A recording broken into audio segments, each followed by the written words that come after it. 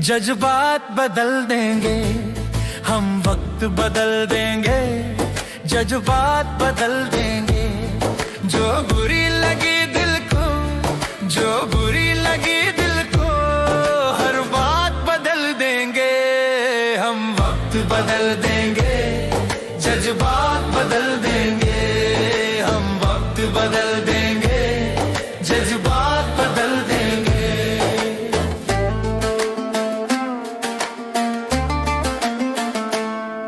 मंजूर नहीं थकना, मंजूर नहीं रुकना, मंजूर नहीं थकना, मंजूर नहीं रुकना, मंजूर नहीं हमको हालातों से लड़ना, मंजूर नहीं हमको हालातों से लड़ना। दिन रात पसीने से, दिन रात पसीने से हालात बदल देंगे, हम वक्त बदल देंगे, जज्बात बदल देंगे। जो बुरी लगी दिल को, हर बात बदल देंगे, हम वक्त बदल देंगे, जज्बात बदल देंगे।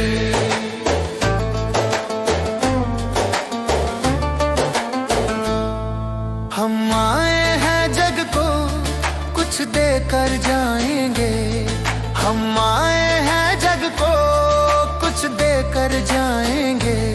सबको नतमस्तक कर वर लेकर जाएंगे, सबको नतमस्तक कर वर लेकर जाएंगे।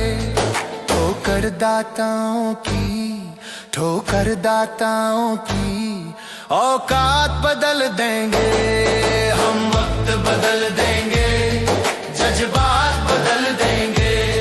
जो बुरी लगी दिल को, हर बात बदल देंगे, हम वक्त बदल देंगे, जज्बात बदल देंगे।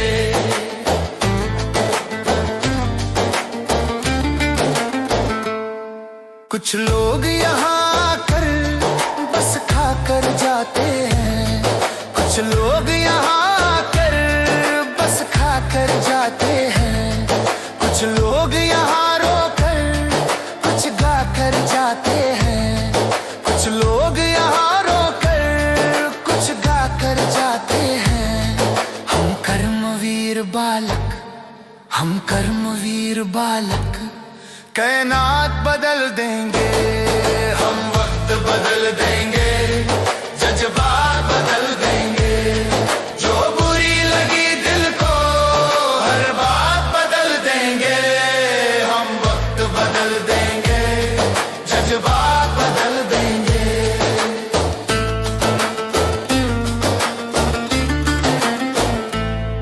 ताने देते हैं जो, ताने तुम देने दो, ताने देते हैं जो, ताने तुम देने दो। कांटे बोते हैं जो, कांटे तुम बोने दो, कांटे बोते हैं जो, कांटे तुम बोने दो।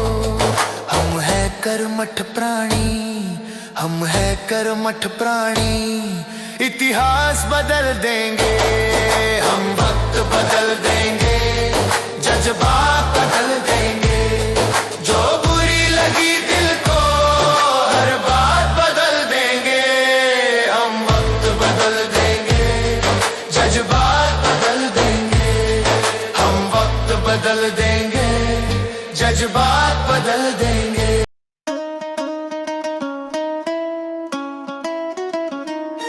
जिद है इतिहास बदलने की, जिद है इतिहास बदलने की, जिद है इतिहास बदलने की, जिद है इतिहास बदलने की।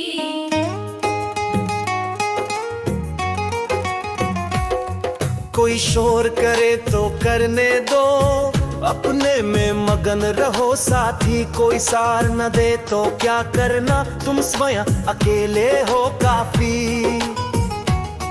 कोई शोर करे तो करने दो, अपने में मगन रहो साथी। कोई सार न दे तो क्या करना, hello hello hello hello hello hello hello hello hello hello hello hello hello hello hello hello हर हेलो कदम हेलो हेलो बढ़ाते हेलो जाना है, मुश्किल आसान बनाना है। हर कदम बढ़ाते जाना है, मुश्किल आसान बनाना है। अब बारी है फूलों सुन लो कांटों की नोक कुचलने की। जिद है इतिहास बदलने की, जिद है इतिहास बदलने की, जिद है इतिहास बदलने की, जिद है इतिहास बदलने की।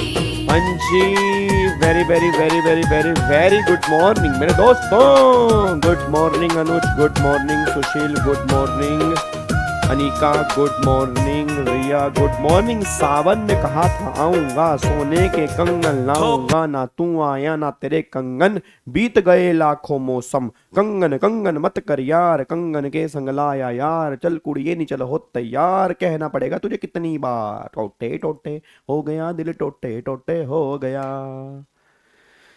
Good morning Akshara, good morning Titri Kole, good morning Manisha, good morning. के हाल चाल हैं? बढ़िया हो सब? मस्त मौज बहार, जिंदगी बढ़िया चल रही है सबकी? चलो बहुत बढ़िया मेरे दोस्तों, बहुत बढ़िया। चलो आओ जी, फटाफट से आ जाओ जी। आज हमारी जीएसटी की सेकंड लास्ट तो नहीं, मतलब आज हमारी सेकंड लास्ट नहीं, 3 क्लास बची है ना अभी। हाँ, तो आज हमें क्या करना है? आज हमें करना है भाई एग्जाम्शन का चैप्टर, हमें रिवाइज करना है, ठीक है ना। एग्जाम्शन का चैप्टर हमें रिवाइज करना है और कल की क्लास में हमें इसके क्वेश्चन करने हैं, ठीक है ना।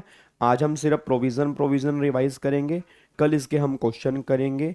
एक बार मैं तुम्हें दोबारा से याद करवा दूं, मैंने रेगुलर बैच में याद करवाया था। इस चैप्टर में मेरा कंट्रीब्यूशन कम है, तुम्हारा कंट्रीब्यूशन ज़्यादा है, क्योंकि एग्जामिनेशन याद होनी बहुत जरूरी है कि कौन कौन सी सर्विसेज ऐसी हैं जो जीएसटी में एग्जम्प्ट है।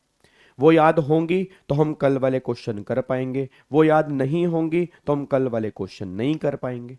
तो कोशिश करनी है अपने दिमाग लाइनों को रटना नहीं है, बट दिमाग में ये क्लैरिटी होनी चाहिए कि कौन कौन सी सर्विसेज इन्होंने एग्जामिनेशन में डाली हुई है।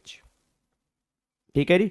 और फिर 19 तारीख को हम जीएसटी के मास्टर क्वेश्चन करेंगे, ठीक है। 19 तारीख को मास्टर क्वेश्चन, फिर 20 से आपको पता ही है 20 से हमारा इनकम टैक्स स्टार्ट होगा, सुबह 8 बजे होगा। उसमें पहले अमेंडमेंट वाले क्वेश्चन करेंगे क्योंकि अमेंडमेंट बहुत इंपॉर्टेंट है, उसके बाद फिर चैप्टर वाइज स्टार्ट करेंगे, ठीक है।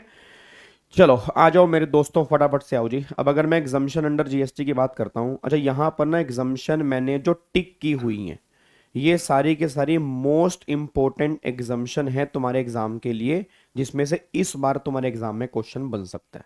और मुझे पता नहीं ऐसी क्यों इंट्यूशन आ रही है, जो मैंने ग्रीन में लिखा है ये तो अमेंडमेंट ही है, तो मुझे ऐसा पता नहीं क्यों लग रहा है कि इस बार इसमें से पक्का एक क्वेश्चन ग्रीन वाले पोर्शन में से तुम्हारे एग्जाम में बनेगा जी।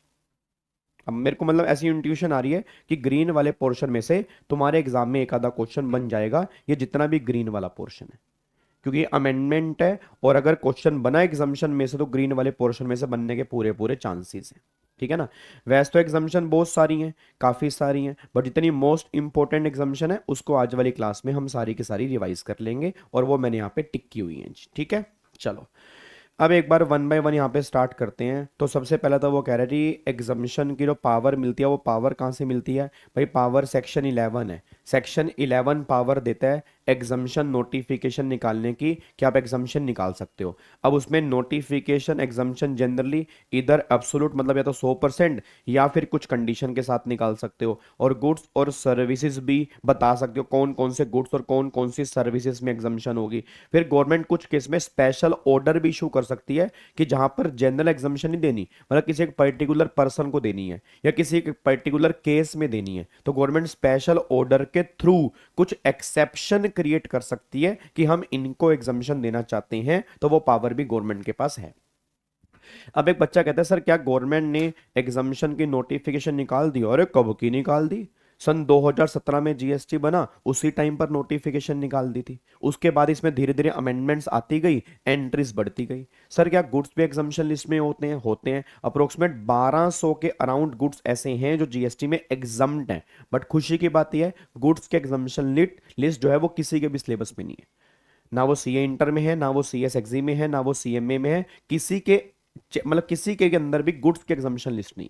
सर्विस की एग्जामिशन लिस्ट सबके अंदर है। तो हमें जो करनी है वो सर्विस की एग्जामिशन ही करनी है कि कौन कौन सी सर्विसेज ऐसी हैं जो जीएसटी में एग्जम्प्ट हैं जी।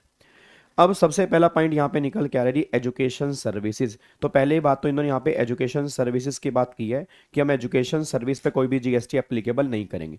अच्छा एक बात मेरे को बता सकते हो, अब जो यहाँ पर हमारी क्लास चल रही है या जो रेगुलर बैच आपने मुझसे लिया है, कहीं से भी लिया, क्या आपको लग रहा है कि एक्चुअल में एजुकेशन है? बिल्कुल एजुकेशन तो है, एजुकेशन तो है, बट गवर्नमेंट कह रही जीएसटी के पर्पस के लिए इसको हम एग्जामिशन सर्विस नहीं मानेंगे, क्योंकि तुम्हारे प्राइवेट कोचिंग सेंटर हैं और प्राइवेट कोचिंग सेंटर जो होते हैं वो एजुकेशनल इंस्टीट्यूट में कवर नहीं होते। तुम्हारा धंधा है पैसे कमाने का, तुम पैसे कमाते हो बच्चों से, तुम पढ़ाते नहीं हो बच्चों को। ये गवर्नमेंट सोच रही है, हम तो पढ़ाते ही हैं जी, हम तो ऑब्वियस सी बात है पढ़ाने के लिए आ रहे हैं, बट गवर्नमेंट कह रही नहीं, बहुत मोटे लेवल पे धंधा चल रहा है। तो प्राइवेट कोचिंग सेंटर चाहे एजुकेशन दे रहे हो, बट प्राइवेट कोचिंग सेंटर पे जीएसटी एप्लीकेबल होगा, तो यहाँ पे कुछ भी एग्जामिशन नहीं मिलेगी। पहली बात तो ये।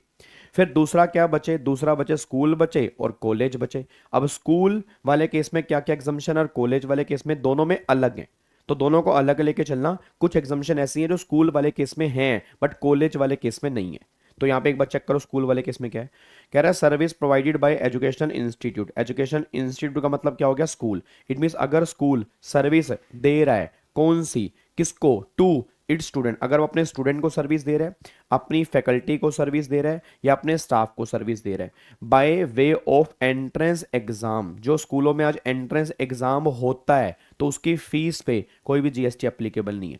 या फिर स्कूल स्टूडेंट्स को ट्रांसपोर्टेशन की सर्विस दे रहा है, मतलब घर से लाना जाना और उसके लिए फिर वो चार्ज लेते हैं ना, ट्रांसपोर्टेशन के चार्जेस लेते हैं, उस पर कोई भी जीएसटी एप्लीकेबल नहीं है, ये एग्जम्प्ट है।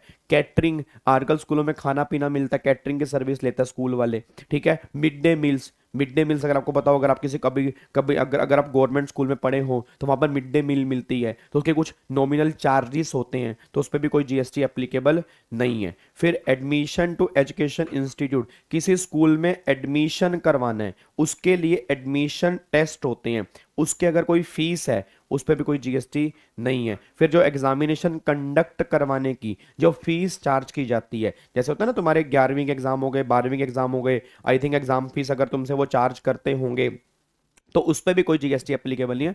मतलब जो भी तुम स्कूलों में फीस पे करते हो ना, चाहे वो तुम एग्जाम फीस पे करो, चाहे तुम नॉर्मल फीस पे करो, चाहे तुम ट्रांसपोर्टेशन वाले खर्चे दो, चाहे वो खाने पीने का खर्चा हो, भैया स्कूलों पे ऑलमोस्ट जीएसटी एग्जम्प्ट किया हुआ है। स्कूलों पे गवर्नमेंट जीएसटी एप्लीकेबल नहीं करना चाहती, क्योंकि पढ़ेगा इंडिया तभी तो बढ़ेगा इंडिया, ठीक है ना। क्योंकि पढ़ेगा इंडिया तभी तो बढ़ेगा इंडिया, नहीं पढ़ेगा इंडिया तो फिर पबजी खेलेगा। तो गवर्नमेंट चाहती है स्कूलों वाले केस में ऑलमोस्ट कोई जीएसटी एप्लीकेबल नहीं है, तो स्कूल मोस्टली कोई भी सर्विस अगर दे रहे हैं तो वो वहां से जीएसटी से एग्जम्प्ट है। फिर बात करो कॉलेज। अब यहाँ पे गवर्नमेंट कह रही है service provided by educational institute. अब यहाँ पे एजुकेशनल इंस्टीट्यूट कौन है? कॉलेज है। अब ये सर्विस दे रहा है अपने स्टूडेंट को, फैकल्टी को, स्टाफ को, कौन सी?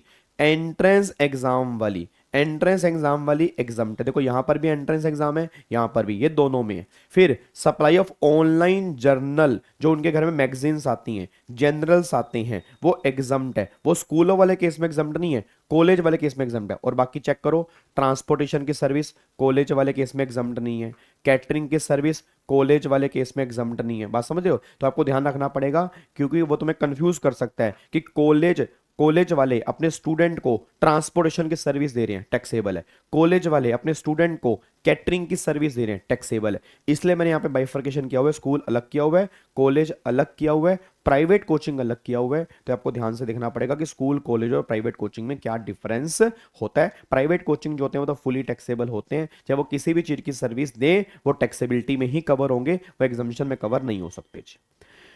उसके बाद यहां पर देखो नई एंट्री आई है। अब नई एंट्री ये है, जो आपको पता है सीबीएसई होता है और स्टेट बोर्ड होता है। आपने, मुझे नहीं पता, कई बार देखा होगा स्कूलों के ना बाहर लिखा होता है, स्कूलों में लिखा होता है एफिलेटेड बाय सीबीएसई, ठीक है, एफिलेटेड बाय सीबीएसई या एफिलेटेड बाय यूपी बोर्ड या एफिलेटेड बाय हरियाणा बोर्ड, ऐसा कई स्कूलों के बाहर होता है। मतलब वो स्कूल सीबीएसई नहीं होते, बट सीबीएसई वाले इन्हें एफिलेट करते हैं और उसको एफिलिएशन की फीस चार्ज करते हैं। तो उन्होंने बोला कि affiliation services provided by central और स्टेट एजुकेशन बोर्ड और एनी अदर सिमिलर बॉडी, किसको दे रहे हो? टू स्कूल एस्टेब्लिश ओन्ड और control by central government, state government, UT, local authority, government agency, तो गवर्नमेंट एंटिटी सिर्फ एग्जाम्प्ट है। ओनली गवर्नमेंट स्कूल यहाँ पे कवर है, non government school and college university जो है उस पर जीएसटी एप्लीकेबल होगा। इट मीन अगर ये एफिलिएशन की सर्विस गवर्नमेंट स्कूलों को दी जा रही है तो गवर्नमेंट ने का एग्जाम्प्ट है, नॉन गवर्नमेंट को दी जा रही है तो जीएसटी एप्लीकेबल होगा, बस ये पर ध्यान दो। तो आप कभी ना स्कूल के बाहर बोर्ड ध्यान से देखना, बोर्ड, कई स्कूलों के बाहर जो उनके नाम का बोर्ड होता है वहां पे लिखा होता है एफिलेटेड बाय सीबीएसई, ठीक है, ये लिखा होता है। आप कभी भी स्कूलों के बाहर ध्यान देना, तुरंत क्लिक करना कि वो एग्जामिशन में है, बट कब, अगर वो सर्विस गवर्नमेंट स्कूलों को दी गई है। अगर वो अदर देन गवर्नमेंट स्कूलों को दी गई है उस केस में जीएसटी की बातें हो सकती हैं, बस ये पर ध्यान दो। उसके बाद फिर यहाँ पे अगला आ रहा है हेल्थ केयर सर्विस जी। अब हेल्थ केयर सर्विस भी एग्जाम्प्ट है। अब देखो हेल्थ केयर में क्या क्या एग्जाम्प्ट है। पहला, हेल्थ केयर सर्विस में by clinical establishment, authorise medical practitioner, paramedicine, ये जितने भी हॉस्पिटल हो गए, डॉक्टर हो गए। कमाल की बात देखो सर, सीए की सर्विस एग्जाम्प्ट नहीं है सर, सर एक सीएस सीएमए की सर्विस एग्जाम्प्ट नहीं है सर हम प्रोफेशनल कोर्स कर रहे हैं, हमारे को तो कुछ यार हम भी तो एक बात बताओ, डॉक्टर है ना यार, नहीं हम डॉक्टर नहीं है, माना वो शरीर का इलाज करते हैं बट हम भी तो फाइनेंशियल स्टेटमेंट का इलाज करते हैं। माना वो बीमारी ढूंढते हैं, हम भी तो बीमारी ढूंढते हैं, उनके बुक्स ऑफ अकाउंट्स में क्या बीमारी है, उनके धंधे में क्या बीमारी है, उनके बिजनेस में क्या बीमारी है, तो हम भी तो एक डॉक्टर हुए ना। बस वो बात अलग है, हम आगे डॉक्टर नहीं लगा पा रहे। बट ये कोई बात थोड़ा हुई कि हमारी सर्विसेज पे टैक्स लगेगा, साडा कुत्ता कुत्ता तो कुत्ता टोमी, एवं मेरी कोई फीलिंग ही नहीं है, हैं? तो गवर्नमेंट ने बोला डॉक्टर की सर्विस एग्जाम्प्ट है जी। डॉक्टर की सर्विस पे कोई, अब देखो पहली बात तो डॉक्टर की फीस आजकल कितनी हो चुकी है और फिर उस फीस पे जीएसटी भी नहीं है। सर आजकल एक डॉक्टर की कंसल्टेंसी 2-2 हजार रुपए की हो चुकी है कि डॉक्टर की कंसल्टेंसी में कह रहा हूं सिर्फ। और पता है क्या होता है, डॉक्टर साहब बुखार है, अच्छा 2 हजार रुपए की पर्ची कटवा लो जी, बाहर से कंसल्टेंसी के लिए पर्ची कटवा ली 2 हजार रुपए की। डॉक्टर साहब बुखार है, खांसी है, जुकाम है, एक पैरासीटामोल दिन में 2 बार, एक मोंटेर एलसी रात को सोने से पहले, ये कफ सिर्फ आपको रात को 3 बार लेना दिन में, लो 2 हजार रुपए की पर्ची कट गई। और फिर बच्चा कहता है यार ये तो पैरासीटामोल तो मैं को पता ही था, मोंटेर एलसी तो मम्मी भी कह रही थी बेटे एलर्जी है तो मोंटेर एलसी ले ले, हैं? और फिर अपना ये कफ सिरप तो घर में पड़ा है, ये तो भाई भी लेता था, अब 2 हजार चले गए। बट फिर भी देने पड़ रहे हैं क्योंकि डर है कि आपका डॉक्टर कुछ और लिख देता। तो आप सिंपल सी बात है कि ये हेल्थ केयर सर्विस का पार्ट होती हैं। तो हॉस्पिटल या डॉक्टर से आप कोई भी सर्विस ले रहे हो, ये सारी की सारी सर्विस एग्जम्प्ट है, ठीक है। और जो हॉस्पिटल में रूम मिलते हैं वो भी एग्जम्प्ट है, बट कब, अगर रूम रेंट 5000 आपका पर डे तक का है। अगर रूम रेंट जो है 5000 पर डे तक का तो एग्जम्प्ट है। अगर 5000 पर डे से ज्यादा का रूम चार्जेस है फिर उस पर जीएसटी लगेगा जी, फिर उस पर जीएसटी लगेगा।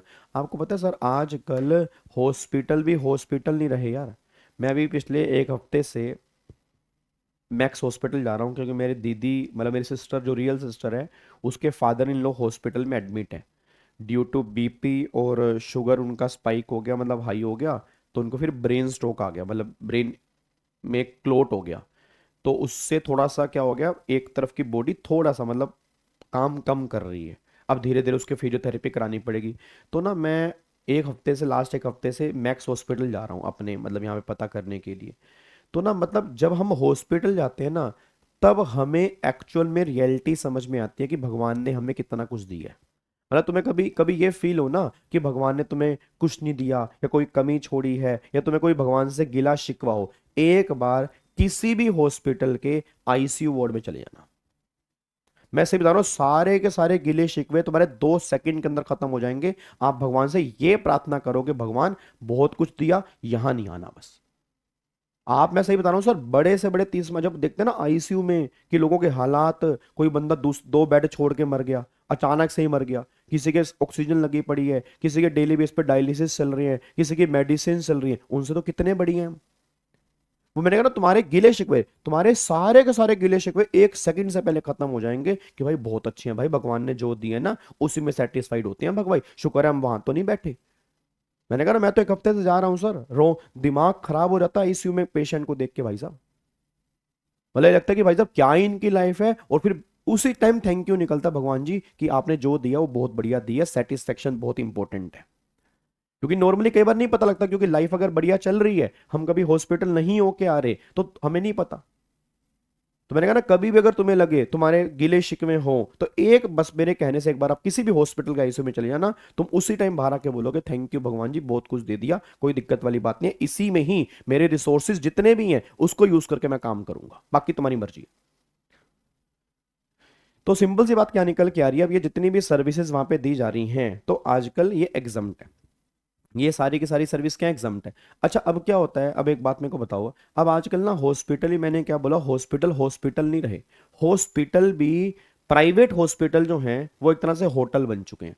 आप कभी मैक्स में जाओ, आप कभी फोर्टिस में जाओ, आप कभी मेदांता में जाओ, जितने प्राइवेट हॉस्पिटल में जाओ, आप कभी वहां पे देखना, एक से एक लग्जरी रूम है, लग्जरी रूम है, लग्जरी। पता है आपको, जब एडमिशन लेना होता है पूछते हैं कौन सा रूम चाहिए, हाँ नहीं नॉर्मल रूम चाहिए, नॉर्मल रूम 4,000 रुपये का है, उसमें आप अकेले नहीं रहोगे, 3 लोग साथ में और रहेंगे। आपको प्राइवेट रूम चाहिए, रूम रेंट 9,000 रुपये का है। आपको प्रीमियम रूम चाहिए, रूम रेंट 20,000 रुपये का है। आपको स्यूट रूम चाहिए, रूम रेंट 25,000 रुपये पर डे का है। आपको डिलक्स रूम चाहिए, रूम रेंट 30,000 रुपये का रूम रेंट। ऐसे होता है सर, आप कभी कभी हॉस्पिटल में बड़े में जाना चाहिए।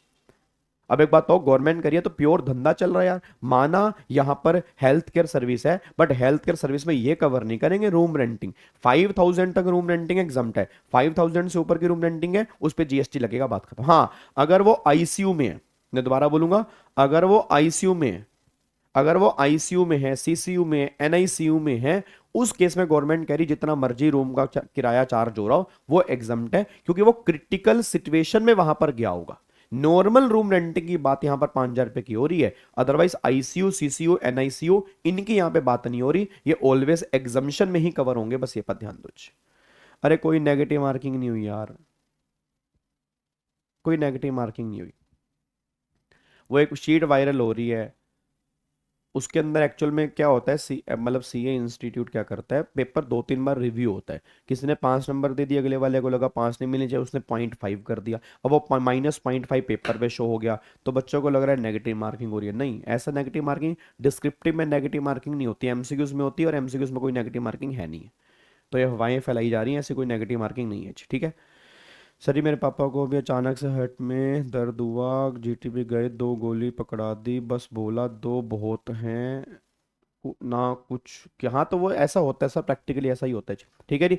अब ये तो एक तो हेल्थ केयर सर्विस, उसके बाद देखो transportation of patient in ambulance. अब ये दिन भर एम्बुलेंस घूमती रहती हैं, अब चाहे वो प्राइवेट की हो, गवर्नमेंट की हो, एम्बुलेंस की सर्विस गवर्नमेंट ने कहा एग्जम्प्ट है, इसमें कोई दिक्कत नहीं है, एम्बुलेंस सारी एग्जम्पशन में कवर होंगी, चाहे वो मरे हुए की ट्रांसपोर्टेशन है, चाहे पेशेंट की ट्रांसपोर्टेशन है, इस पर जीएसटी नहीं है। अच्छा, हेल्थ केयर सर्विस में ना, मैं दोबारा बोलूंगा, हेल्थ केयर सर्विस में आप ये बात ध्यान देना, हेल्थ केयर सर्विस में हेल्थ केयर सर्विस में ये प्लास्टिक सर्जरी, कॉस्मेटिक सर्जरी, ठीक है, और ये रेकी हीलिंग, एक रेकी हीलिंग होता है, हाथ से वो मेडिटेशन टाइप से कुछ उसकी इलाज करते हैं, रेकी हीलिंग हो गया, प्लास्टिक सर्जरी हो गया, कॉस्मेटिक सर्जरी हो गया, ये मेडिकल ट्रीटमेंट में कवर नहीं होता, ये हेल्थ केयर सर्विस का पार्ट नहीं है। नेचुरोपैथी, एलोपैथी, होम्योपैथी, आयुर्वेदिक, ये सब हेल्थ केयर सर्विस का पार्ट हैं, इसमें जीएसटी में एग्जम्पशन मिलेगा।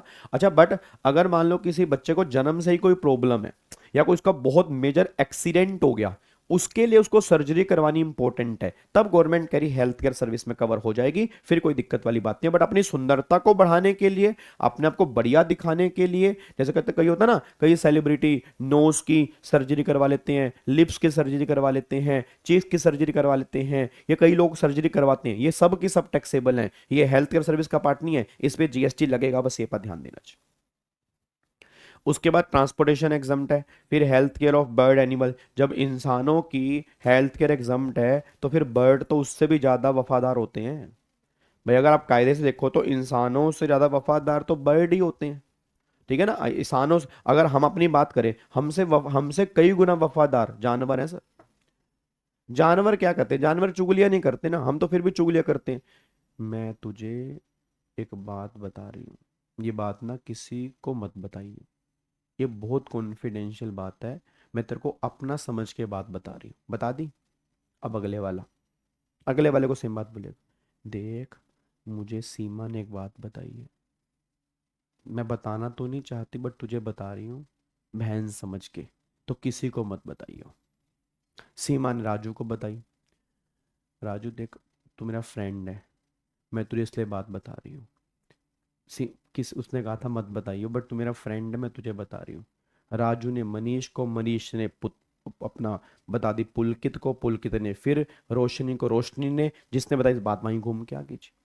तो हमसे तो अच्छे जानवर ही हुए ना फिर, क्योंकि उसने क्या इमोशंस में आपको अपनी बात बताई होगी, हमने मजे लेने के लिए उसको सर्कल घुमा दिया, चुगली बुगली पूरी कर दी। और आप कभी ऑब्जर्व करना, जब हम दो लोग आपस में बैठे होते हैं तो हम अपनी बात तो कभी कर ही नहीं रहे होते, दूसरे की बात कर रहे होते। कभी आप ये बात ऑब्जर्व कर लेना, 90% केस में ऐसा होगा कि हम अगर दो लोग आपस में बात कर रहे हैं तो अपनी बात नहीं कोई कर रहे, दूसरे की बात कर रहे हैं। पता नहीं क्या बीमारी फैल चुकी है। अरे अपनी बात कर लो, अपने आप को इंप्रूव कर लो, दूसरे की बात करनी है, उसने ये किया, उसने वो किया, उसने वो क्यों नहीं किया, वो ऐसा है, ये ऐसा है, ये काम चल रहा है। तो मेरे को लगता है कि जानवर ऐसी बात तो नहीं करते होंगे, बाकी करते होंगे, मेरे को उनकी लैंग्वेज समझ में नहीं आती, अगर किसी को आती होगी तो अच्छी बात है, बट मेरे को उनकी भाषा समझ में नहीं आती। बट मेरे को लग रहा है कि कुछ तो वफादार होते ही होंगे हमसे। तो गवर्नमेंट ने कहा तुम्हारी हेल्थ एग्जम्प्ट है तो उनकी हेल्थ तो वैसे ही एग्जम्प्ट होगी, उनकी हेल्थ तो हम एग्जम्प्ट करके चलेंगे ही चलेंगे, कोई दिक्कत वाली बात यहाँ पे नहीं है। तो उसकी एनिमल की सर्विस भी एग्जम्प्ट है, ठीक है। उसके बाद एक और फिर service of transportation of passenger, passenger की ट्रांसपोर्टेशन की सर्विस भी एग्जम्प्ट है। सारी नहीं, कुछ। कौन सी? अगर आप एरोप्लेन में जी, अगर आप एरोप्लेन में इकोनॉमी क्लास में, ध्यान रखना बिजनेस क्लास में नहीं, इकोनॉमी क्लास में सफर कर रहे हो, अगर आप इनमें से किसी भी स्टेट से आ रहे हो या इनमें से किसी भी स्टेट में जा रहे हो तो इकोनॉमी क्लास की टिकट पे कोई जीएसटी नहीं है, क्योंकि गवर्नमेंट इनको प्रमोट करना चाहते हैं। गवर्नमेंट चाहती है यहाँ पे टूरिस्ट बढ़े, इसलिए गवर्नमेंट ने जीएसटी हटा दिया, बट बिजनेस क्लास में नहीं, इकोनॉमी क्लास में। क्योंकि जनरल पब्लिक कहां सफर करती है? इकोनॉमी क्लास में। भाई बिजनेस क्लास में तो अमीर सफर करेगा, उसको एग्जम्पशन क्यों दे? उसने अगर जाना है तो जाना है, इकोनॉमी क्लास वाले को एग्जम्पशन मिलेगी। तो कहां से नहीं? अरुणाचल प्रदेश हो गया, आसाम, मणिपुर, मेघालय, मिजोरम, नागालैंड, सिक्किम, त्रिपुरा और एक बगडोगरा है वेस्ट बंगाल के अंदर। तो इनमें से कहीं पर भी आ रहे हो या इनमें से कहीं पर भी जा रहे हो, इकोनॉमी क्लास की टिकट पे कोई भी जीएसटी एप्लीकेबल नहीं होगा। गवर्नमेंट ये बात कहना चाह रही है।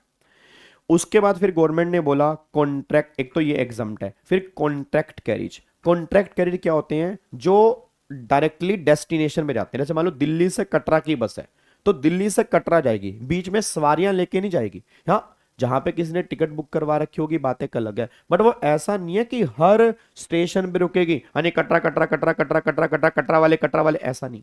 वो पूरी की पूरी बुक बस है, वो कॉन्ट्रैक्ट कैरिज है। बट अगर वो एसी है तो जीएसटी लगेगा, नॉन एसी है तो गवर्नमेंट ने बोला फिर एग्जाम दे देंगे। तो अगर कोई कॉन्ट्रैक्ट कैरिज नॉन एसी है जीएसटी एग्जाम, एसी है तो जीएसटी लगेगा।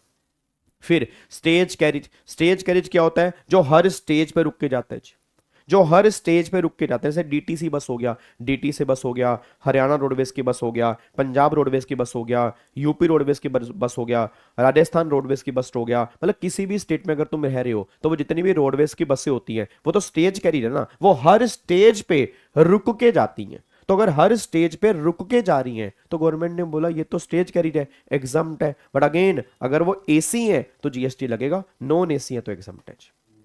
और सर्विस कौन सी एग्जम्प्ट है? Other service provided bye inland waterways. Inland waterways समझ गए? जो इंडिया के अंदर नदियां हैं उनमें जो वाटरवेज चलते हैं वो एग्जम्प्ट है। पब्लिक ट्रांसपोर्ट एग्जम्प्ट है, बट वो टूरिज्म वाला नहीं होना चाहिए। पब्लिक ट्रांसपोर्ट जो नॉर्मल है वो एग्जम्प्ट है। Meter cab, auto rickshaw including E rickshaw सब एग्जम्प्ट है। बट अगर ये ईसीओ के थ्रू बुक कराए हैं, मतलब किसी ऑनलाइन वेबसाइट के थ्रू बुक कराए हैं, तब एग्जम्प्ट नहीं है। सेम कॉन्ट्रैक्ट कैरिज और स्टेज कैरिज में भी है, अगर ईसीओ के थ्रू बुक करवाए हैं तब एग्जम्पशन में नहीं है। मतलब जैसे रेड बस हो गया, रेड बस से आपने बस बुक कराई है, अब अगर रेड बस से बस बुक कराई है तो एग्जम्पशन में नहीं है, क्योंकि रेड बस ईसीओ है।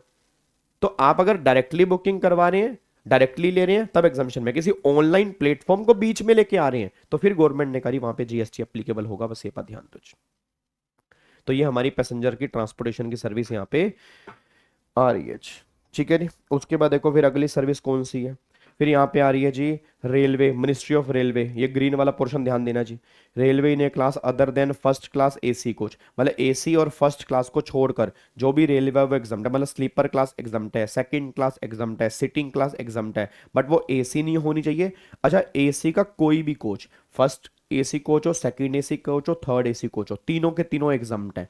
और other than first class. First class भी एग्जाम्प्ट नहीं है सर। ये फर्स्ट क्लास एसी नहीं होता, नहीं फर्स्ट क्लास एसी नहीं होता। आपको मैंने रेगुलर बैच के अंदर भी कहा था, अगर तुम ऊटी में कभी सफर करते हो तो ऊटी में टॉय ट्रेन चलती है, तो वो टॉय ट्रेन में होती है फर्स्ट क्लास, उसमें एसी नहीं होता, बट फर्स्ट क्लास की टिकट होती है, तो उस पर जीएसटी लगेगा। तो फर्स्ट क्लास नॉन एसी है, क्योंकि एसी तो यहां पे कवर हो चुकी है, तो एसी और फर्स्ट क्लास ये दोनों टैक्सेबल है, बाकी सारी की सारी रेलवे एग्जाम्प्ट है। फिर मेट्रो एग्जाम्प्ट है, मोनोरेल, मोनोरेल चलती है मुंबई में, एक ट्रैक पर वो गाड़ी चलती है, एक ट्रैक पे, आप कभी गूगल पे सर्च करना। ट्रैमवे, जो सड़कों पे पटरियां बनी होती हैं, कलकत्ता में चलती हैं ट्रैमवे, एग्जाम्प्ट है। फिर प्लेटफॉर्म टिकट एग्जाम्प्ट कर दी हैं। रिटायरिंग रूम और वेटिंग रूम, जो वेटिंग रूम होते हैं, एसी वेटिंग रूम है स्टेशन के ऊपर, आज कई सारे दिल्ली के ऊपर है, अब दिल्ली रेलवे स्टेशन पे वेटिंग रूम है एसी वाला, आई थिंक 20 रुपए घंटे के चार्जेस हैं, तो उस पर कोई जीएसटी नहीं है। क्लोक रूम, जो लॉकर हो गए, इसके भी चार्जेस होते हैं, कोई जीएसटी नहीं है। फिर जो यहाँ पर बैटरी आएगा, यहाँ पर बैटरी आएगा, बैटरी ऑपरेटेड कार सर्विस, आप कभी देखना स्टेशन के ऊपर, दिल्ली स्टेशन के ऊपर तुम्हें देखने को मिल जाएगा जो बैटरी ऑपरेटेड कार चल रही होती है सीनियर सिटीजन के लिए, तो वो कुछ चार्जेस लेती हैं, कुछ एग्जाम्प्ट है, कुछ चार्जेस लेती हैं, तो गवर्नमेंट ने बोला वो एग्जाम्प्ट है। या फिर रेलवे का एक जोन दूसरे जोन को सर्विस दे रहा है, मान लो नॉर्दर्न रेलवे ने साउदर्न रेलवे को कोई सर्विस दी है, या नॉर्दर्न ने ईस्टर्न रेलवे को कोई सर्विस दी है, गवर्नमेंट ने कहा एग्जाम्प्ट है, ये रेलवे डिपार्टमेंट के सर्विस एग्जाम्पशन में है। तो रेलवे डिपार्टमेंट की सर्विस एग्जाम्पशन वाली कैटेगरी में है, इस पे कोई भी जीएसटी एप्लीकेबल नहीं होगा। ठीक है, उसके बाद और देखो यहाँ पर जी नेक्स्ट फिर आ गए यहाँ पे चैरिटी और रिलीजियस एक्टिविटी, मतलब चैरिटेबल ट्रस्ट और रिलीजियस ट्रस्ट की सर्विस। अब पहली बात तो चैरिटेबल एक्टिविटी, जो चैरिटेबल ट्रस्ट दे रहा है वो एग्जाम्प्ट है। अब चैरिटेबल एक्टिविटी का मतलब क्या हो गया, सत्संग हो गया, भजन हो गया, कथा हो गया, योगा हो गया, ठीक है, एनवायरनमेंट की प्रिजर्वेशन हो गया, और पब्लिक वेलफेयर में कोई काम करना हो गया, ये सब चैरिटेबल एक्टिविटी है। तो सारी की सारी चैरिटेबल एक्टिविटी जो ट्रस्ट करवा रहा है, तो वो चैरिटेबल एक्टिविटी पे कोई जीएसटी नहीं है। जागरण हो गया, ठीक है ना, जितने भी जागरण है, कथाएं हैं, भागवत कथा है, राम कथा है, कोई भी कथाएं चल रही हैं, इस पे कोई जीएसटी एप्लीकेबल नहीं है। गवर्नमेंट ने कहा धर्म के नाम पे हम जीएसटी एप्लीकेबल करके फंसना नहीं चाहते, तो धर्म से हम दूर ही रहना चाहते हैं, इसलिए इनको जीएसटी से बाहर निकाल रहे हैं। क्योंकि अगर कल कुछ करेंगे तो हर धर्मों के लोग एकदम अचानक से उठ के बाहर आ जाएंगे, तो फिर हम क्या करेंगे, हमारा वोट बैंक खराब होगा। कोई बात नहीं, इस पे जीएसटी एग्जाम्प्ट है। फिर अगर चैरिटेबल ट्रस्ट और रिलीजियस ट्रस्ट रेंटिंग की सर्विस दे रहे, रेंटिंग कौन सी, देखो गवर्नमेंट ने क्या बोला, conduct of any religious ceremony, तो ये तो एग्जाम्प्ट ही है, वही हवन हवन हो गया, भजन वजन हो गया, सब एग्जाम्प्ट है। But renting of a religious place तो गवर्नमेंट ने बोला एग्जाम्प्ट नहीं है। कब, अगर रूम रेंट, और बहुत सारे मंदिरों में रूम रेंट किराए पर मिलता है, अगर वो रेंट 999 पर डे तक का है तो एग्जाम्प्ट है। अगर रूम रेंट 1000 या उससे ज्यादा का है पर डे का, तो उस पर जीएसटी लगेगा। तो रूम रेंट अगर 999 तक का तो एग्जाम्प्ट है, 1000 और मोर है तो जीएसटी लगेगा। फिर अगर मान लो वहां पे कम्युनिटी हॉल है जी, अब कम्युनिटी हॉल का मतलब क्या होता है, बड़े बड़े हॉल होते हैं जहाँ पे सत्संग कई बार करवाते हैं लोग वहां पे हवन करवाते हैं, लोग वहां पे कोई सुंदर कांड का पाठ करवाते हैं, बड़े बड़े कम्युनिटी हॉल होते हैं। अगर किराया पर डे का 9999 तक है तो एग्जाम्प्ट है, अगर किराया 10,000 और मोर है तो उस पर जीएसटी लगेगा। फिर मंदिरों के अंदर दुकानें होती हैं, दुकानें, अब अगर दुकानें मंदिरों के द्वारा किराए पर दी जा रही हैं, तो अगर किराया 9999 पर मंथ तक है तो जीएसटी एग्जाम्प्ट है। बट अगर 10,000 और मोर है पर मंथ का, तो उस पर जीएसटी एप्लीकेबल होगा। ये बात हो रही है जो मंदिरों में रूम किराए पर दिए जा रहे हैं, मंदिरों पे खाली जगह किराए पर दी जा रही है, या मंदिरों में दुकानें किराए पर दी जा रही है, उनके हाथ में ट्रीटमेंट क्या होगा। उसके बाद फिर यहां पर दो कमेटी है, केएमवीएन कौन है, दैट इज कुमान मंडल विकास निगम, मैं फिर बोलूंगा कुमान मंडल विकास निगम, और हज कमेटी।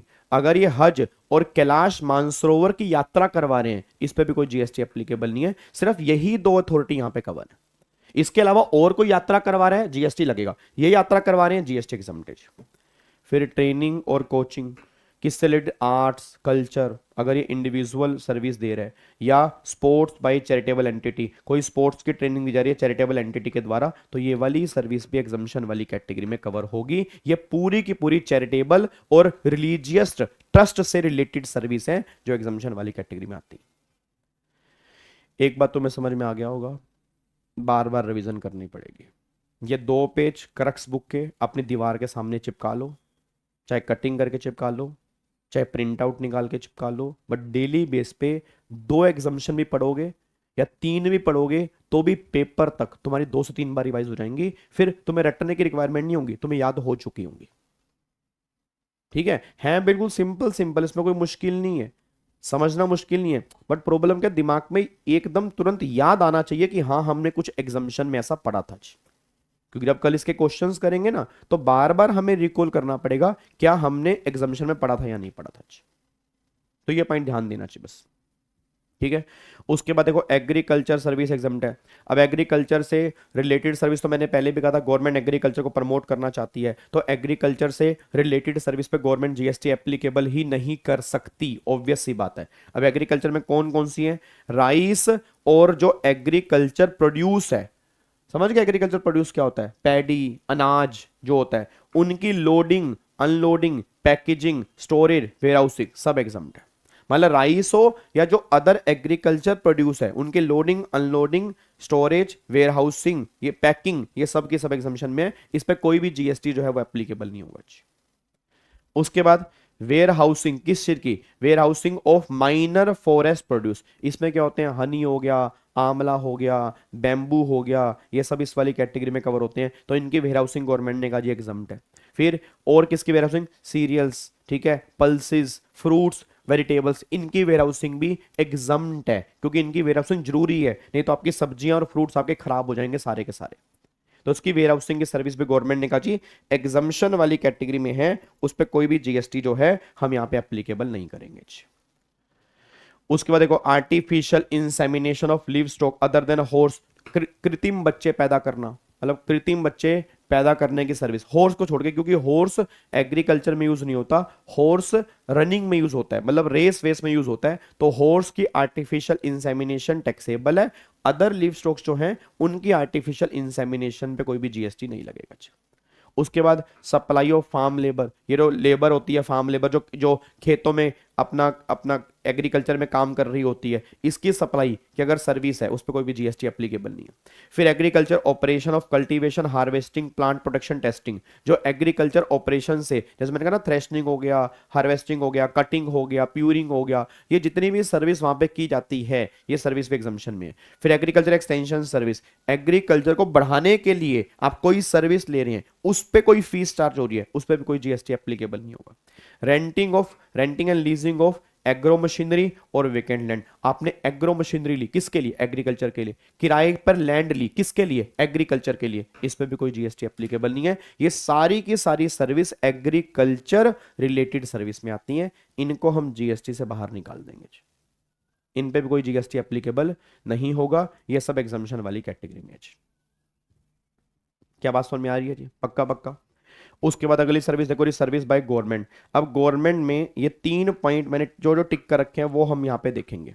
पहला, service by old age home by central government, state government और an entity registered under 12AA और 12AB of income tax to resident age 60 और more against consideration up to 25,000 per month. इसका मतलब क्या है, आज बहुत सारे ओल्ड एज होम बने हैं गवर्नमेंट के हैं और वहां पे 60 साल या उससे ऊपर के लोग रह रहे हैं और उनसे जो मेंटेनेंस चार्जेस ले जा रहे हैं वो 25,000 पर मंथ तक के हैं, तो एग्जम्प्ट है। अच्छा, एक बच्चा कहता है सर जो ये वृद्ध आश्रम होते हैं क्या ये आश्रम वाले उनसे पैसे लेते हैं? भाई क्यों नहीं लेते, फ्री में कौन रखेगा यार, फ्री में तो बहुत रेयरली ट्रस्ट होंगे जो बहुत मतलब कहते हैं ना कि मतलब सिर्फ सेवा ही करना चाहते हैं उनकी, वो होंगे सर, नहीं तो ना इनके घर वालों से इनसे वहां पे रहने के चार्जेस लिए जाते हैं, ये बात ध्यान देना चाहिए। अच्छा कमाल की बात देखना, कितनी दुख की बात है, बेटा माँ बाप को छोड़ गया और अगर बेटा ही चार्जेस दे रहा है तब देखो कितनी लानत वाली बात है। बट गवर्नमेंट कह रही है, होते हैं कई लोग ऐसे होते हैं, और इंडिया में ऐसा हो रहा है, इंडिया में वृद्ध आश्रम कम पड़ रहे हैं, इंडिया में अनाथ आश्रम कम पड़ रहे हैं सर, इतनी इतनी पब्लिक, इतने बुजुर्ग अनाथ हो चुके हैं, आप इमेजिन करो जी। तो गवर्नमेंट ने करी अगर कोई ओल्ड एज होम हम रन कर रहे हैं और कंसिडरेशन 25,000 पर मंथ तक है, एज 60 और मोर है, तो हम कोई भी जीएसटी एप्लीकेबल नहीं करेंगे, वो एग्जम्पशन में चला जाएगा, बस ये पर ध्यान दो जी। उसके बाद देखो फिर यहाँ पे जी issue of passport, visa, driving licence, birth certificate, death certificate, इस पे कोई भी जीएसटी एप्लीकेबल नहीं है, इस पे भी जीएसटी एग्जम्पशन में है। फिर service by central government, state government, local authority, उसके बाद by way of tolerating non performance of a contract for which consideration in the form of liquidation damage is payable to central government. अब मान लो किसी बंदे ने government का project बीच में terminate कर दिया, उसके लिए गवर्नमेंट को कंपनसेशन मिला, मैं दोबारा बोलूंगा, उसके लिए गवर्नमेंट को कंपनसेशन मिला, तो वो कंपनसेशन जीएसटी में एग्जम्प्ट है। कौन सा? अगर किसी बंदे ने वो परफॉर्म नहीं किया, ना परफॉर्म करने की वजह से वो टर्मिनेट हो गया, उसका जो कंपनसेशन है गवर्नमेंट ने कहा जी वो एग्जम्पशन वाली कैटेगरी में कवर है। उसके बाद देखो जी service provided by central government, state government, UT by way of assignment of right to use natural resource to an individual farmer. अब जो ये फार्मर्स होते हैं इनको नेचुरल रिसोर्स यूज करने के लिए दिए जाते हैं, जैसे मान लो मिट्टी हो गया, पानी हो गया, उसके बाद इलेक्ट्रिसिटी हो गया, ये सब नेचुरल, मतलब जितने भी नेचुरल रिसोर्सेज यूज करने के लिए दिए जा रहे हैं इंडिविजुअल फार्मर को, किस लिए? For the purpose of agriculture. तो गवर्नमेंट ने बोला इस पे हम कोई भी जीएसटी एप्लीकेबल नहीं करेंगे, क्योंकि ये कहीं ना कहीं खेती बाड़ी में यूज हो रहे हैं, एग्रीकल्चर में यूज हो रहे हैं, तो उसको एग्रीकल्चर सर्विस का ही पार्ट मानकर इसको एग्जम्पशन में डाल देंगे, बस ये पर ध्यान दो। तो ये वाले पॉइंट यहां पे निकल के आती हैं, ठीक है। उसके बाद देखो फिर आगे जी, आगे बैंकिंग एंड फाइनेंशियल सर्विस। अब बैंकिंग सर्विस में तो याद है मैंने कहा था इंटरेस्ट एग्जम्प्ट होता है। अब जो इंटरेस्ट और डिस्काउंट है, हेलो भाई साहब, इंटरेस्ट और डिस्काउंट है, तो इंटरेस्ट और डिस्काउंट एग्जम्प्ट होते हैं, क्योंकि गवर्नमेंट ने बोला लोन के इंटरेस्ट पे कोई भी जीएसटी एप्लीकेबल नहीं होता, क्रेडिट कार्ड के इंटरेस्ट पे होता है, बट जो लोन और एडवांस है, देखो लिखा ना अदर देन क्रेडिट कार्ड, तो डिस्काउंट इंटरेस्ट एग्जम्प्ट है क्रेडिट कार्ड को छोड़ के। फिर फॉरेन करेंसी की सेल परचेज, अगर ऑथराइज डीलर टू बैंक के बीच में तो जीएसटी नहीं है, बैंक टू ऑथराइज डीलर में तो जीएसटी नहीं है। अगर फॉरेन करेंसी की sale authorise dealer to consumer है या बैंक टू कंज्यूमर है तब जीएसटी एप्लीकेबल होगा, बट अगर इनकी आपस में डीलिंग हो रही है तो जीएसटी नहीं है। उसके बाद अकाउंट होल्ड अंडर प्रधानमंत्री जनधन योजना, कई सारे खाते खुले हुए हैं प्रधानमंत्री जनधन योजना में, टैक्सेबल नहीं, एग्जम्प्ट है। Single transaction up to 2000 through credit card, debit card, credit card और अदर देन, मतलब जितनी भी आप पेमेंट करते हो 2000 तक है तो उस पर जीएसटी नहीं है, 2000 से ऊपर चार्जेस है तो उस पर जीएसटी एप्लीकेबल हो सकता है, कोई दिक्कत वाली बात यहाँ पे नहीं है।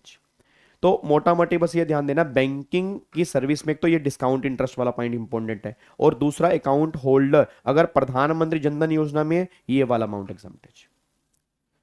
उसके बाद देखो यहाँ पे, अगर ये सर्विस है intermediary of financial service located in the multi service SEZ with IFSC status to a customer located outside India for international financial service in currency other than, obvious सी बात है। अब अगर एससीजेड और आईएफएससी आपस में कोई ट्रांजेक्शन कर रहे हैं और दोनों फॉरेन करेंसी में हो रही है, इंडियन करेंसी में हो ही नहीं रही, और दोनों को इंडिया से बाहर मानते हैं, तो इंडिया में जीएसटी क्यों लेंगे? अगर वो इंडियन रुपीज में हो रही है तब यहाँ पे जीएसटी की बात करेंगे, बस ये पर ध्यान दो।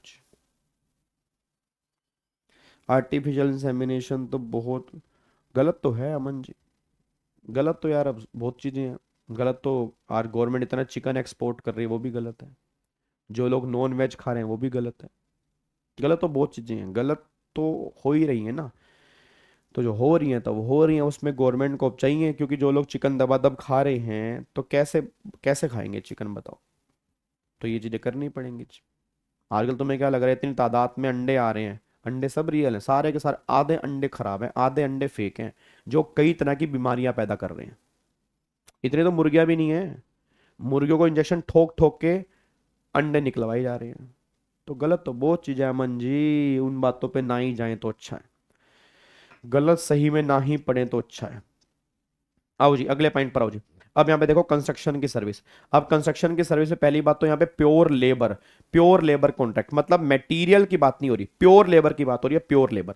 अब प्योर लेबर में दो केस हैं, pure labour contract of construction, erection, installation, completion, fitting out, repair, maintenance, renovation, alteration of original work permitting to individual house construction और enhancement under the housing for all Pradhanmantri Jandhan योजना। अगर प्रधानमंत्री जनधन योजना के अंदर किसी के हाउस की कंस्ट्रक्शन, इंस्टॉलेशन, इरेक्शन, ऑल्ट्रेशन की जा रही है, सब एग्जम्प्ट है, कोई दिक्कत वाली बात नहीं, कोई जीएसटी नहीं, ठीक है। उसके बाद अगर प्योर लेबर की सर्विस, सिर्फ pure labour of construction, erection, installation, original work pertaining to a single residential unit otherwise than as a part of residential complex. मतलब आप किसी सोसाइटी में रह रहे हो, उसमें तुम्हारा घर है, उसके लिए कंस्ट्रक्शन की सर्विस है, तो फिर जीएसटी लगेगा।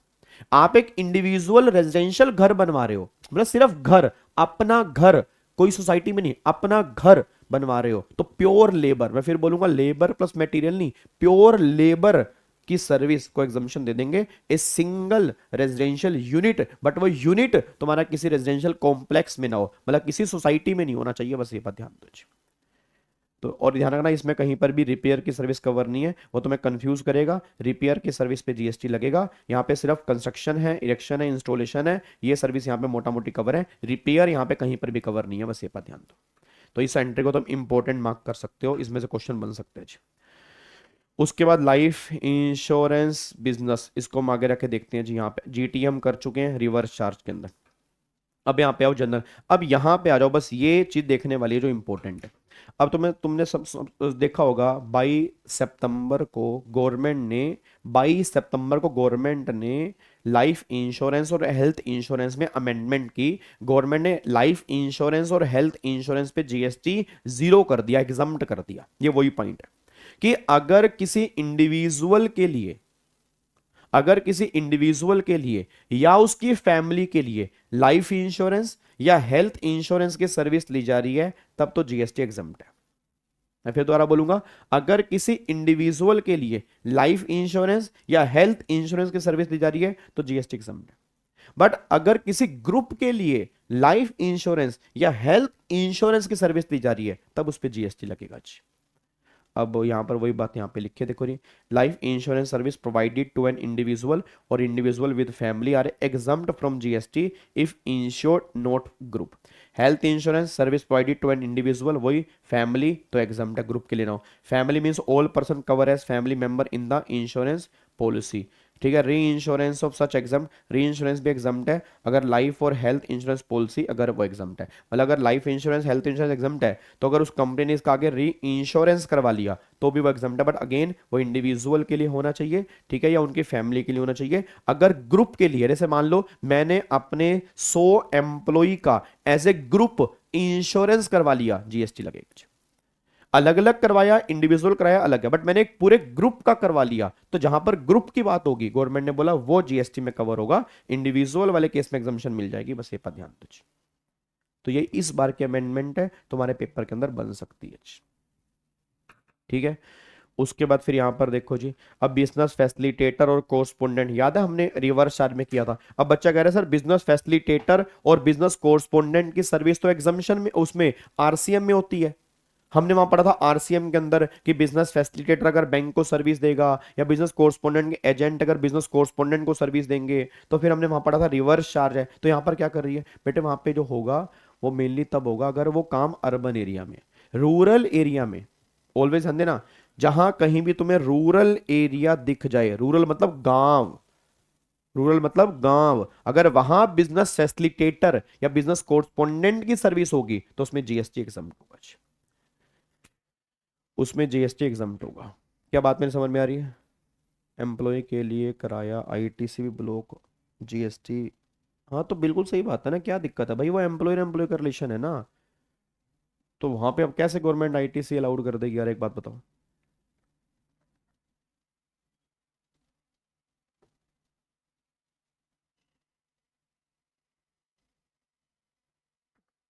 ग्रुप किसी एसोसिएशन ने नहीं, ग्रुप का इंश्योरेंस करवाया, ग्रुप ने नहीं कराया भाई, ग्रुप ने नहीं कराया, ग्रुप का करवाया। लाइफ इंश्योरेंस कंपनी और हेल्थ इंश्योरेंस कंपनी ने सर्विस दी है इंश्योरेंस की किसी ग्रुप को, इंडिविजुअल को नहीं दी या उनकी फैमिली को नहीं दी, किसी ग्रुप को सर्विस दी है, तब वो जीएसटी चार्ज करेंगे। ग्रुप ने नहीं कराया, ग्रुप को सर्विस दी है, तब जाके टैक्सेबल होगा। अब यहाँ पे रूरल एरिया में अगर आपका अकाउंट्स है उससे रिलेटेड अगर ये सर्विस दी जा रही है तो ये एग्जम्पशन वाली कैटेगरी में। तो क्वेश्चन बस ध्यान से पढ़ना कि जहां पे रूरल एरिया होगा वहां एग्जम्प्ट है, जहां अर्बन एरिया की बात होगी वहां पे जीएसटी लगेगा, ठीक है जी। उसके बाद आगे देखो जी, नेक्स्ट पॉइंट यहाँ पे फिर पेंशन सर्विस, अगर अटल पेंशन योजना है या any pension scheme by state government, इस पे भी जीएसटी नहीं है, एग्जम्प्ट है जी। फिर सर्विस प्रोवाइडेड टू गवर्नमेंट, अगर हम गवर्नमेंट को सर्विस दे रहे हैं तो गवर्नमेंट को सर्विस दे रहे हैं हम, यहाँ पे ध्यान से देखना चाहिए। अगर यहाँ पर the following service are provided to government in relation to the function interested panchayat municipality, pure service, these are service without any goods involve, exempt है। अगर कॉम्पोजिट है, गुड्स भी है सर्विस भी है, और गुड्स की वैल्यू 25% तक है टोटल वैल्यू का, तो भी वो एग्जाम्शन में कवर होगी, कोई दिक्कत नहीं है जी। Service from fair price shop, sale of goods, sale of food grains, kerosene, sugar, edible oil under the public distribution system against commission और मार्जिन, इस पे भी जीएसटी नहीं है जी। अब मेन जो मुझे यहाँ पर पॉइंट बताना है, ट्रेनिंग सर्विस अगर गवर्नमेंट को दी जा रही है, इफ 75% और more total expenditure is covered by central government, state government, UT administration, तब एग्जाम्प्ट है। याद है यहां पर मैंने एग्जांपल दिया था कि जो जो लोग आईआरएस बन जाते हैं, जो लोग कमिश्नर बन जाते हैं, उनको फिर सीए, सीएस, सीएम में ये ट्रेनिंग देने जाते हैं आगे। तो ये आईआरएस यूपीएससी हो गया, ये गवर्नमेंट हो गया, तो यहां पे ट्रेनिंग की सर्विस दी जा रही है गवर्नमेंट को। अब यहां पे खर्चा जो है, खर्चा गवर्नमेंट भी इंकर करती है और खर्चा गवर्नमेंट इंकर नहीं भी करती, कोई दूसरा बंदा भी इंकर करता है। तो अगर इस ट्रेनिंग मैं ट्रेनिंग की सर्विस दे रहा हूं उनको, तो अगर 75% और मोर खर्चा गवर्नमेंट इंकर कर रही है तो फिर गवर्नमेंट ने बोला ये सर्विस एग्जम्प्ट है। बट अगर 75% से कम खर्चा गवर्नमेंट इंकर कर रही है तब वहां पे जीएसटी लगेगा, बस ये बात ध्यान दो। तो ये पॉइंट, ये एक तो ये पॉइंट ध्यान देना, बस ये 3 पॉइंट आपको इसमें इन ध्यान देने वाली बात है, बस ये पर ध्यान दो जिसमें से पॉइंट बन सकते हैं।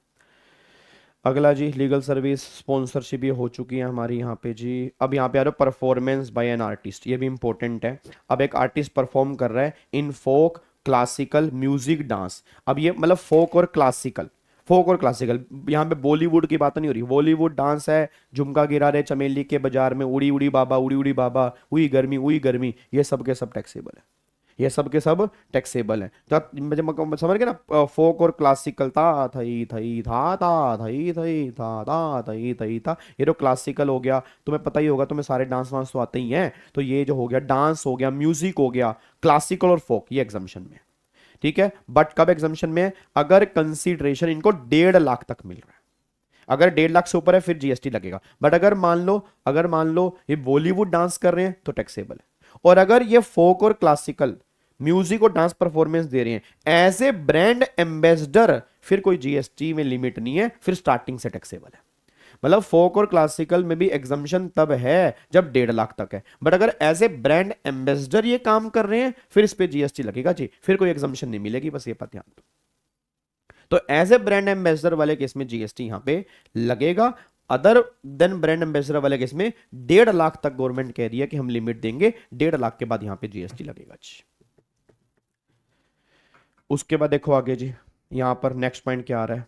अब नेक्स्ट पॉइंट यहाँ पे वही right to admission to various event. और बहुत सारे इवेंट में अभी इवेंट हुआ, करण औजला का, हनी सिंह का, क्रिकेट मैच हुए, इतने सारे इवेंट डेली बेस पे चलते रहते हैं। अब तुम चेक करना कहाँ पे क्या एग्जाम्शन है। अगर तुम म्यूजियम जा रहे हो, नेशनल पार्क जा रहे हो, वाइल्ड लाइफ सेंचुरी जा रहे हो, टाइगर रिजर्व जा रहे हो, जू जा रहे हो, कुछ भी लिमिट नहीं है, सारी की सारी एंट्री टिकट एग्जाम्प्ट है। अगर आप यहां जा रहे हो कोई लिमिट नहीं है। अगर इनकी एंट्री टिकट 2000 भी है तो एग्जाम्प्ट है, 5000 भी है एग्जाम्प्ट है। गवर्नमेंट करी इनको हम प्रमोट करना चाहते हैं, इस पे कोई लिमिट नहीं है। तो यहां पे कोई लिमिट नहीं है, आप यहां पे जा सकते हो। लिमिट लगेगा क्या 1.5 लाख वाला? हाँ लगेगा ना, उसमें लगेगा ना क्लासिकल और फोक में। अगर ऐसे ब्रांड एम्बेसडर है तब लिमिट नहीं लगेगा, और बॉलीवुड डांस में कोई लिमिट नहीं लगेगा।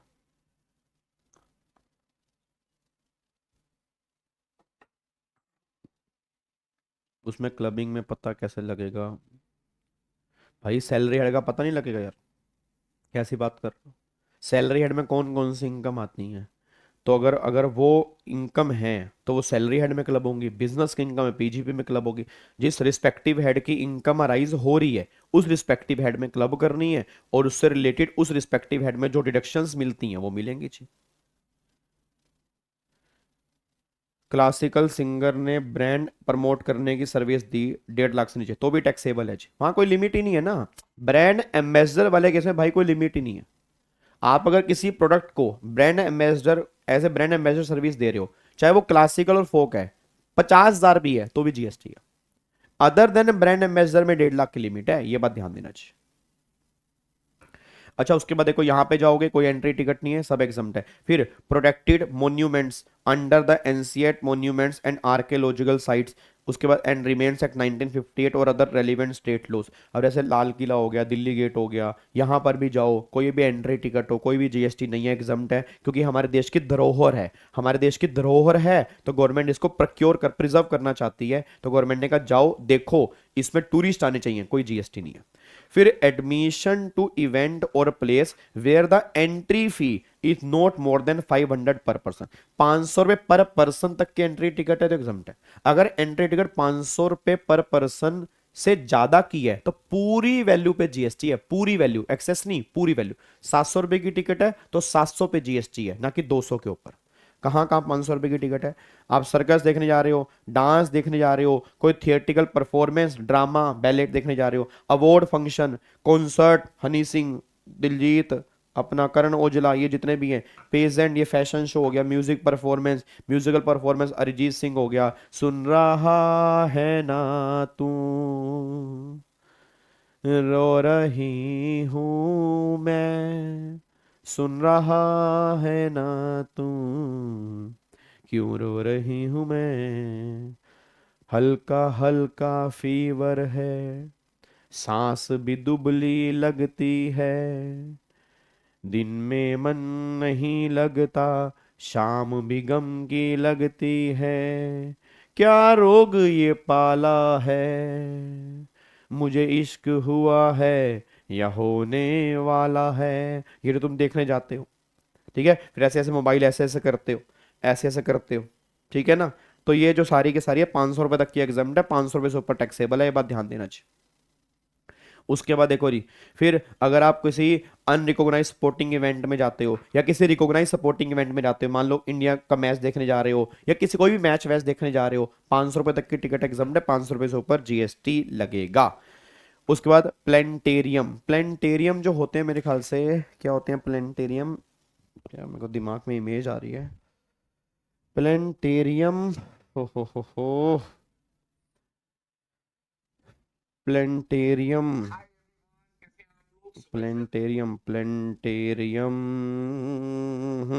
प्लेनेटेरियम ये होते हैं, हाँ वो जो ये स्काई नहीं होते, वो क्या कहते हैं यार ये चंद्रयान, चंद्रयान जो होते हैं, क्या नाम है इसका, हो जो तारामंडल, तारामंडल टाइप सा, आप ये मान लो तारामंडल टाइप से यहाँ पे हो गया, तो ये अगर आप देखने जा रहे हो तो एग्जाम्पशन वाली कैटेगरी में कवर हो जाएगा जी। हाँ वही वही वही तारामंडल टाइप जी, तो ये एग्जाम्पशन वाली कैटेगरी में कवर है, 500 रुपए तक, 500 रुपए से ऊपर टैक्सेबल है। तो ये बात ध्यान देना बस, यहाँ 500 रुपए की लिमिट है और ऊपर जो 2 पॉइंट है वहां पे कोई लिमिट नहीं, मतलब यहां 500 रुपए की लिमिट है, ऊपर 2 पॉइंट जो है उनमें कोई 500 रुपए की लिमिट एप्लीकेबल नहीं होती, बस ये बात ध्यान दो।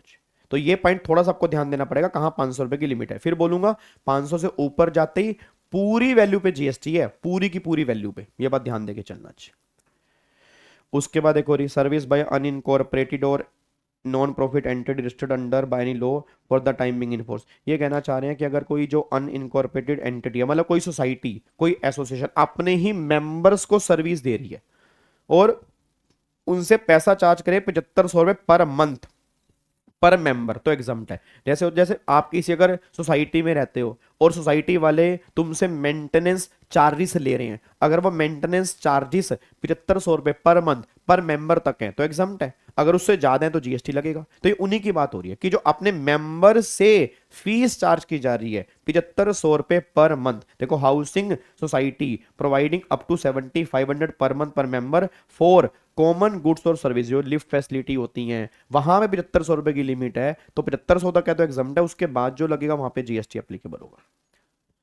और अगर कोई ट्रेड यूनियन ऑफर रिम्बर्समेंट और shares of contribution for welfare activity exempt है, exempt activity relating to social welfare charitable, ये तो वैसे एग्जम्प्ट है जी। उसके बाद body focus on welfare industrial agriculture labour farmer और promoting trade culture education etcetera against membership fees up to 1000 per year, तो एग्जम्प्ट है, उसके ऊपर अगर होगा तो यहाँ पे जीएसटी एप्लीकेबल हो जाएगा, बस ये बात ध्यान दो जी। तो मेन इसके अंदर पॉइंट ये 7500 वाला ध्यान देना है, 7500 ये बहुत बार एग्जाम के अंदर बन चुका है, बस ये बात ध्यान दो जी।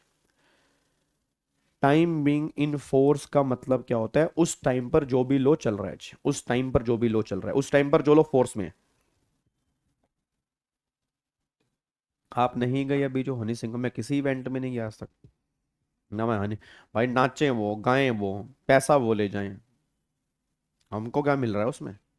बाद में शॉर्ट्स देख लेंगे, छोटे छोटे शॉर्ट्स आते हैं उसमें देख लेंगे, खुश हो जाएंगे और क्या।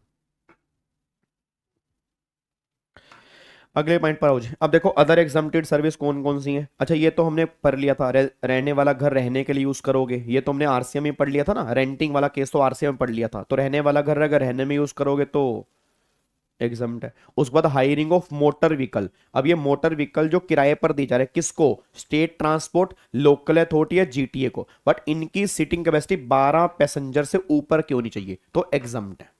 तो ये अगर हायरिंग में दे रहे मोटर व्हीकल जिनकी कैपेसिटी 12 पैसेंजर से ऊपर की है तो फिर गवर्नमेंट ने बोला एग्जम्प्ट है जी। उसके बाद ये जो टोल चार्जेस हो गया, जो तुम्हारे टोल कटते हैं, टोल, ये टोल नहीं कटते सड़कों के ऊपर, टोल चार्जेस पे जीएसटी नहीं है, एग्जम्प्ट है जी। इलेक्ट्रिसिटी पे जीएसटी नहीं है क्योंकि इलेक्ट्रिसिटी स्टेट का मैटर है, तो इलेक्ट्रिसिटी पे कोई भी जीएसटी एप्लीकेबल नहीं होगा। फिर सर्विस बाय इनक्यूबेटिव, ये कौन होते हैं? स्टार्टअप्स। ये स्टार्टअप्स होते हैं, अगर इनकी टर्नओवर 50 लाख तक है और इनको 3 साल ही हुए हैं तो फिर गवर्नमेंट ने बोला इस पे भी जीएसटी नहीं है, तो स्टार्टअप्स पे भी गवर्नमेंट जीएसटी बाहर निकाल दिया, प्रोवाइडेड टर्नओवर 50 लाख रुपए तक होनी चाहिए। उसके बाद एक और पब्लिक लाइब्रेरी हो गया, news service by independent journalist, ये एग्जम्प्ट है। फिर पब्लिक लाइब्रेरी, जो तुम लाइब्रेरी के अंदर जाते हो, पब्लिक लाइब्रेरी होती है, कुछ थोड़े बहुत चार्जेस वो तुमसे लेते हैं, कोई जीएसटी एप्लीकेबल नहीं है। फिर एग्जीबिशन आउटसाइड इंडिया, अगर कोई एग्जीबिशन इंडिया से बाहर ऑर्गेनाइज करवाया जा रहा है, इंडिया में ऑर्गेनाइज करवा रहे हैं जीएसटी लगेगा, इंडिया से बाहर ऑर्गेनाइज करवाया जा रहा है एग्जीबिशन, उस पर जीएसटी एग्जम्प्ट है जी।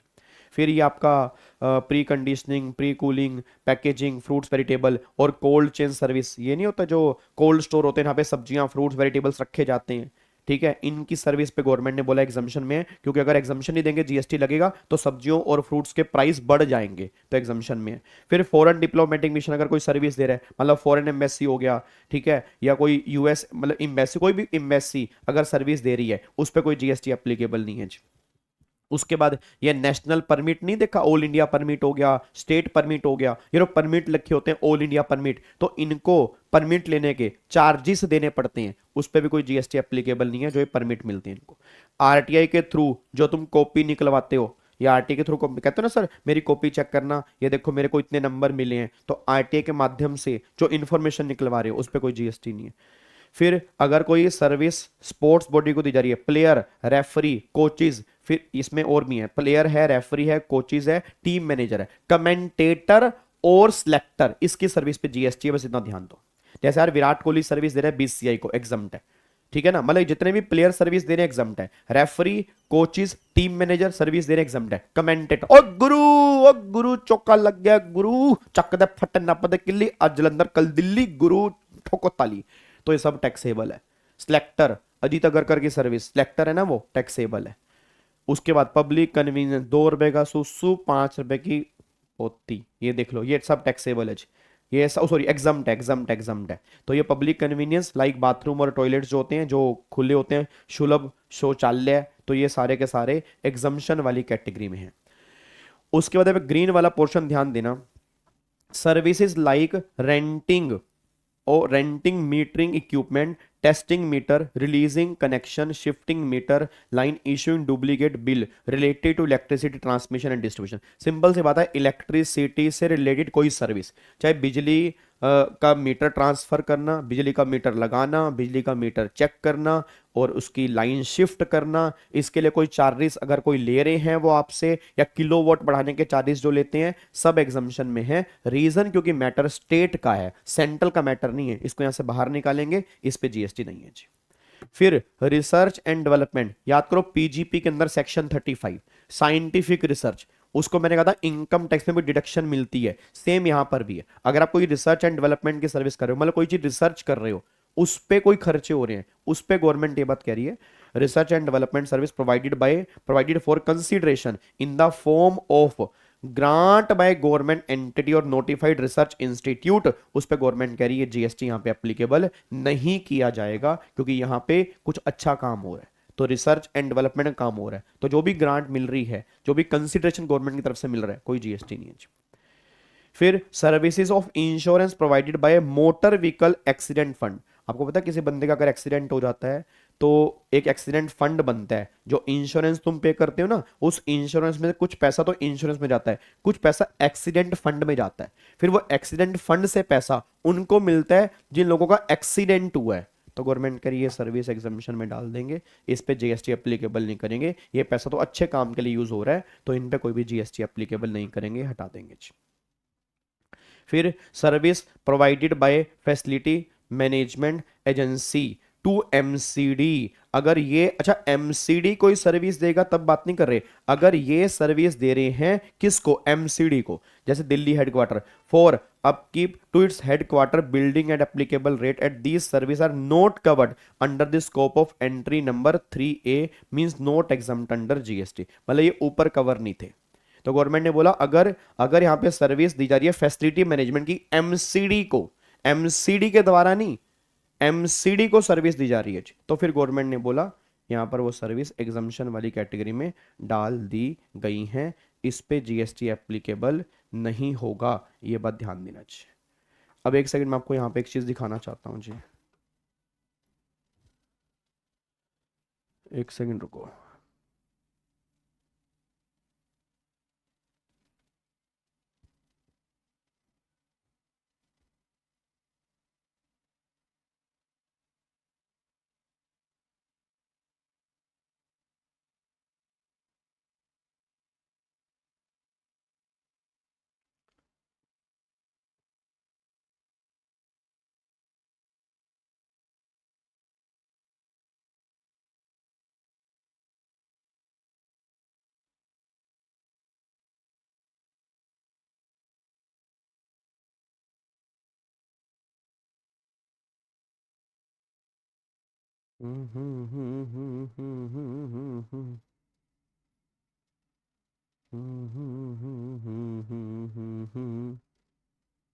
ये देखो जी, इसको देख लो एक बार जी,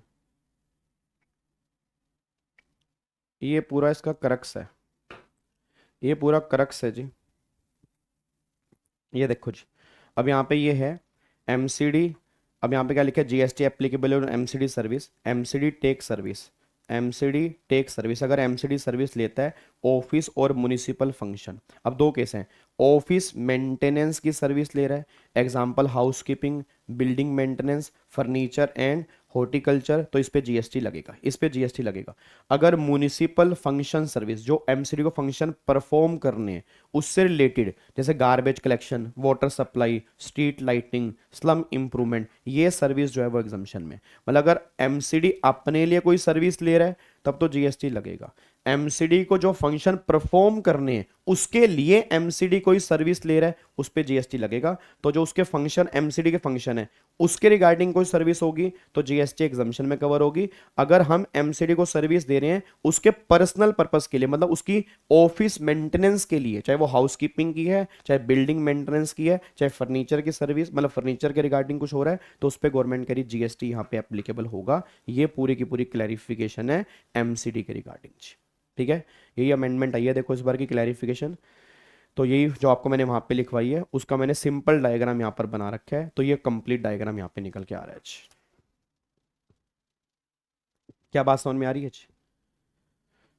ठीक है, तो ये आपकी एग्जम्पशन वाली एंट्री हैं जो इम्पोर्टेंट एंट्रीज हैं जी, ठीक है जी। अब इसके रिगार्डिंग कल हम यहाँ पे क्वेश्चंस करेंगे ताकि थोड़ा सा हमें क्लैरिटी मिले क्वेश्चन पेपर में कैसे बनते हैं, ठीक है ना, क्वेश्चन पेपर में किस तरह से बनेंगे इसको फिर हम यहाँ पे कल डिस्कस करेंगे इन एग्जामिनेशन से रिलेटेड। तो ऑलमोस्ट प्रोविजन हमारे सारे खत्म, बस इसके क्वेश्चन बचे हैं और एक जीएसटी के मास्टर क्वेश्चन बचे हैं, तो अगली दोनों क्लास सिर्फ क्वेश्चंस की हैं, प्रोविजन हमारे खत्म हो चुके हैं। अगली दोनों क्लास में सिर्फ हम क्वेश्चंस की प्रैक्टिस करेंगे जीएसटी, एक में करेंगे मास्टर क्वेश्चन, एक में करेंगे एग्जामिनेशन वाले, ठीक है। चलो तो फिर बाकी मिलते हैं हम कल वाली क्लास में सेम टाइम सुबह 8 बजे। जिसने वीडियो को लाइक नहीं किया लाइक कर देना, शेयर जरूर किया करो, चैनल को सब्सक्राइब किया करो, बहुत इंपॉर्टेंट है। थैंक यू सो मच, और कमेंट जरूर किया करो, कमेंट बहुत इंपॉर्टेंट होते हैं। जय हिंद, God bless you, love you all, bye bye, take care.